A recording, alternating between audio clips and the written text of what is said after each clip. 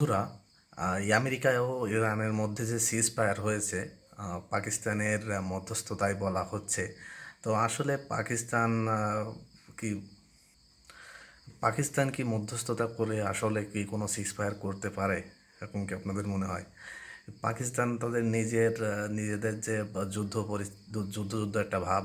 এই দেখেন, আফগানিস্তানের সাথে তাদের যে যুদ্ধ এখনও চলতেছে। অবশ্য নিউজে খুব কম আসতেছে, কিন্তু তাদের ভিতর কিন্তু যুদ্ধ চলতেছে। তাদের নিজেরা যুদ্ধ তারা কিন্তু নিজেরা সামলাতে পারে না, তারা আসছে ইরান আর আমেরিকার যুদ্ধ বন্ধ করতে।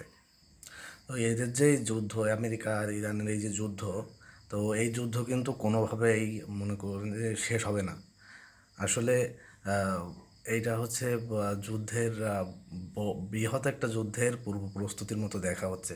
কেননা দেখেন, যে ডোনাল্ড ট্রাম্প যখন থেকে ক্ষমতায় বসেছে দ্বিতীয়বারের মতো, তখন থেকে উনি কিন্তু আসলে যেটা বলেন সেটা কিন্তু করেন না, আর যেটা বলেন না সেটাই কিন্তু করেন। তখন থেকে কিন্তু আমরা সেটা দেখতে পাচ্ছি। এই যুদ্ধ কিন্তু অনেক লম্বা অবধি যাবে, আমি এখন বলে দিলাম। দেখেন, এই যুদ্ধ অনেক লম্বা যাবে, অনেক দিন পর্যন্ত চলবে। এবং এই আমেরিকা কিন্তু অত সহজে হার মেনে নেবে না। তো মহাভারতের যুদ্ধের কথা আপনাদের হয়তো নিশ্চয়ই মনে আছে। সেখানে দেখবেন যে যখন সূর্য অস্ত যাওয়ার পরে কিন্তু যুদ্ধ বন্ধ করে দেওয়া হতো। তো তখন যুদ্ধ বন্ধ করে দেওয়া হতো।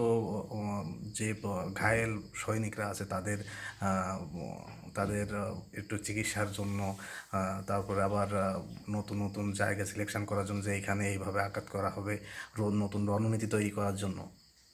তো এই যে সিজ ফায়ারটা, ইরান এবং আমেরিকার ভিতর যুদ্ধের এই যে সিজ ফায়ার, তো এই এই কারণেই মনে হচ্ছে আমার একটা বড় যুদ্ধের প্রস্তুতি বলে মনে হচ্ছে।